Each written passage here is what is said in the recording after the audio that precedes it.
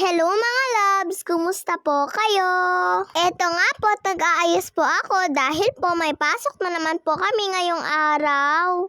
At pagkatapos ko nga po palang naligo ay dumiretso na po ako dito sa pinsan ko. Pagdating ko po dito ay mabuti na lang at nakabihis na po siya. Kinukuha na nga po ng tita ko yung halaman ko nga po na dadalhin ko sa school. Kaya lang po mga loves ay binalik din po niya ito kaninang umaga. Bougainvillea nga daw po pala ang dapat po dalhin namin sa school. Mabuti na lang po at may ganong halaman po kami. At bukas na lang po ako magpapasa ng halaman. At kaninang hapon ay nag-uwi po sila mama ng merienda po naming paborito ko pong tinapay. Cookies nga po pala ito mga loves. Ito nga po pala yung lagi ko pong pinapabili sa kanila. Mabuti na lang po talaga mga loves at nakabili po sila ngayon. Kapag po kasi nagpapabili po ako ng ganito kay papa, ay madalas ay wala po silang tindang ganito, di kaya ay naubos na. Gustong gusto ko po kasi yung lasa nito mga loves. Parang lasang chocolate po pala ito.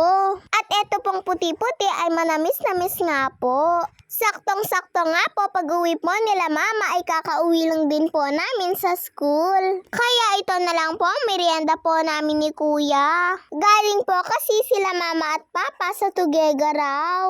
Dahil po may inasikaso po kasi si papa. Kailangan daw po kasi niya yun sa trabaho niya. Kaya halos maghapon nga po na wala dito sila mama at papa sa bahay. At si tita ko po palang nagsundo sa akin pag uwi ko po ng tanghali. At kanina naman po ay sumabay na po ako kay lola ko. Namimiss ko nga po si mama kapag po hindi ko po siya nadadatnan dito po sa bahay pag uwi ko po galing ng school. Ganon po talaga siguro mga loves. At kaninang hapon nga po pala ay tinatawag po ni lola si mama.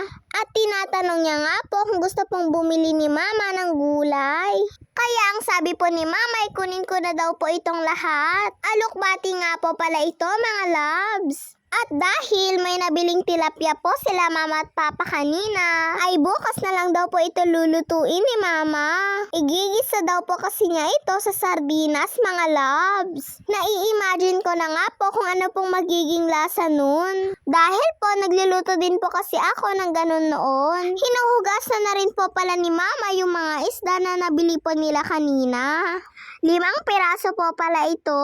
At tinanong po pala kami ni mama kung anong klaseng luto daw po ang gagawin niya dito. At sumagot naman po ako ng prito na lang po ma. Tsadan, at ayan na nga po, natapos na nga po pala ni mama na prituhin lahat. Tig-isa-isa nga po pala namin ito at may pasobra pa pong isa.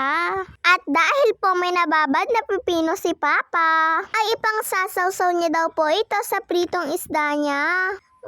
Napakabongo nga po ng amoy. At pagkahanda nga po pala ni mama ng pagkain po namin, eto nga po at kumakain na din po kami. Mainit-init pa nga po siya mga loves at napapaso pa nga po yung kamay ko. Bagong prito po kasi ito. Tapos hinanda na po ni mama para po makakain daw po kami ng maaga. Namimiss ko na nga din po palang kumain po ng pritong isda mga loves, lalo na po kapag po itong tilapia. Maliliit pa nga daw po itong tilapyang nabili po nila mama at papa. Wala daw po kasing malalaki sa pinagbilhan nila. Ang sabi ko nga po kay mama ay sa susunod, yung adobong hito naman po sanang iluto niya. Namimiss ko na rin po kasi mga loves yung ganong luto ni nanay. Yun lang po mga loves. Maraming salamat po sa panonood nyo. Bye-bye po!